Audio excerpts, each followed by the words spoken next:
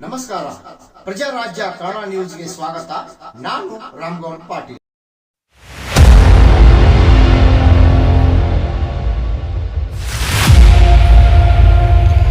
ಮನೆಯ ಅಂಗಳಕ್ಕೆ ಹಾವು ಬಂತು.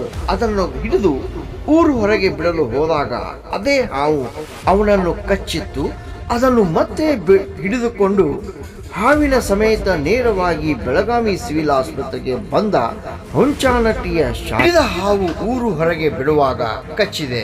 ಅದು ಯಾವ ಹಾವು, ಅದರಲ್ಲಿ ಎಷ್ಟು ವಿಷ ಇರುತ್ತದೆ, ಅದು ಕಚ್ಚಿದ ಬಳಿಕ ಎಷ್ಟು ವಿಷ ಬಿಡುತ್ತದೆ ಅಂತ ಡಾಕ್ಟರ್ಗೆ ತೋರಿಸಲು ಹಾವು ಹಿಡಿದ ಖಿಲಾಡಿ ಹಾವಿನ ಸಮೇತ ಆಸ್ಪತ್ರೆಗೆ ಬಂದಿದ್ದ. ಇದನ್ನು ನೋಡಿದ ಜನ ಕಕ್ಕಾಬಿಕ್ಕಿಯಾದರು. ಜನ ಮೊಬೈಲ್ನಲ್ಲಿ ಶೂಟ್ ಮಾಡುವುದನ್ನು ನೋಡಿದ ಆ ಖಿಲಾಡಿ ಡಾಕ್ಟರ್ಗೆ ತೋರಿಸದೆ ಅಲ್ಲಿಂದ ಜಾಗ ಖಾಲಿ ಮಾಡಿದ್ದಾನೆ. ಬೆಳಗಾವಿ ಪಕ್ಕದ ಹುಂಚಾನಟ್ಟಿ ಗ್ರಾಮದ ಶಾಹಿದ್ ಎಂಬಾತನೇ ಇಷ್ಟೆಲ್ಲ ರಾದಂತ ಮಾಡಿದ ಖಿಲಾಡಿ.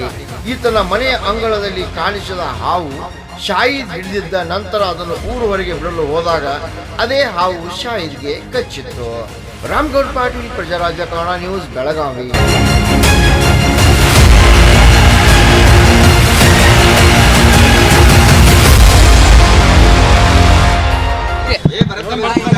ಅವ ಹಾವು ಹೊಡ್ಯಾಕ ಹೋಗಿದ್ದೀರಿ, ಅವಂಗೆ ಕಚ್ಚಿ ಬಿಟ್ಟಿದ್ರಿ ಅಷ್ಟೇ ರೀ. ಹಾ ಶಾಹಿದ್ ರೀ, ಒಂದೇ ಸರ ಹುಂಚಿನಟ್ಟಿ ಟಿಪ್ಪು ಸುಲ್ತಾನ್ ನಗರ್. ಹಾಂ ಇಲ್ರಿ, ಅವ ಮನೆ ಕಡೆ ಬಂದಿದ್ದೀರಿ. ಒಂದ ಮನೆ ಕಡೆ ಬಂದ ಕೂಡಲೇ ಹೊಡ್ಯಾಕ ಹೋಗಿದ್ದೀರಿ, ಅವಂಗೆ ಕಚ್ಚಿ ಬಿಟ್ಟಿದ್ದೀರಿ ಅದು. ಹಾಂ ರೀ, ಹಾಂ ಹಾಂ ರೀ, ಜೀವಂತ ಇದ್ಲ. ಹಾಂ ದಾಮಿನ್ ದಾಮಿನ್ ರೇಹಾನ್. ಹಾಂ ಹಾಂ ಡಾಕ್ಟರಿಗೆ ತೋರ್ಸಾಕ್